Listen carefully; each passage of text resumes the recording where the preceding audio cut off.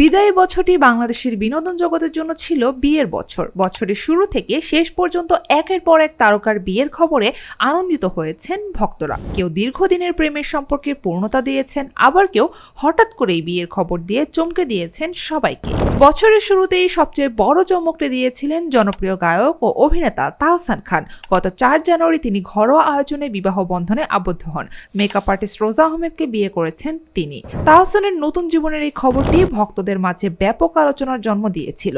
দীর্ঘ 13 বছরের জল্পনা কল্পনার অবসান ঘটিয়ে অবশেষে এবছর বিয়ের পিঁড়িতে বসেন মেহজাবিন চৌধুরী। গত 14 ফেব্রুয়ারি বিশ্ব ভালোবাসা দিবসে নির্মাতা আদনান আল রাজীবের সঙ্গে তার বিয়ের আনুষ্ঠানিকতা সম্পূর্ণ হয়। বিনোদন অঙ্গনের দীর্ঘদিনের এই প্রেম পরিণয়ের রূপ নেওয়ায় ভক্তরা তাদের শুভেচ্ছা বন্যায় ভাসিয়েছিলেন। প্রথম বিচ্ছেদের প্রায় 5 বছর পর আবারও নতুন জীবন শুরু করেছেন অভিনেত্রী শবনম ফারিয়া। গত 19 সেপ্টেম্বর তিনি তানজিম তৈয়বকে বিয়ে করেন। দুই পরিবারের ঘনিষ্ঠদের উপস্থিতিতে খুব সাধারণ আয়োজনে তাদের বিয়ে সম্পন্ন হয়। আলোচিত অভিনেতা শামীম হাসান সরকারও এবছর আইবুড়ো নাম ঘুচিয়েছেন। এপ্রিল মাসে তিনি ফরিদপুরের মেয়ে আফসানা প্রীতিকে বিয়ে করেন।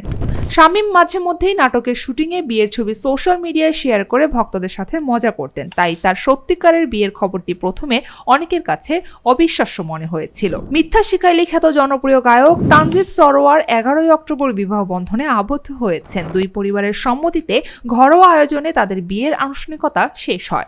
তানজিবের বিয়ের খবরটি তার ভক্তদের জন্য ছিল বছরের অন্যতম বড় সারপ্রাইজ। সঙ্গীতশিল্পী পূজা ও মডেল শুভঙ্কর সেন 24 নভেম্বর বিয়ের পিঁড়িতে বসেছেন। বছরের শেষ দিকে এসে বিয়ের খবর জানান গুণী নির্মাতা অমিতাভ রেজা চৌধুরীও। গত 14 ডিসেম্বর নিউ ইয়র্কে তিনি চিত্রনাট্যকার ও পরিচালক মুশফিকা মাসুদকে বিয়ে করেন। এটি অমিতাভ রেজার তৃতীয় বিয়ে, যা বছর শেষে মিডিয়া পাড়ায় বেশ আলোচনার খোরাক যোগায়। 2025 সালে যারা নতুন জীবন শুরু করলেন তাদের সবার জন্য রইল গ্ল্যামার্সের পক্ষ থেকে অনেক শুভকামনা।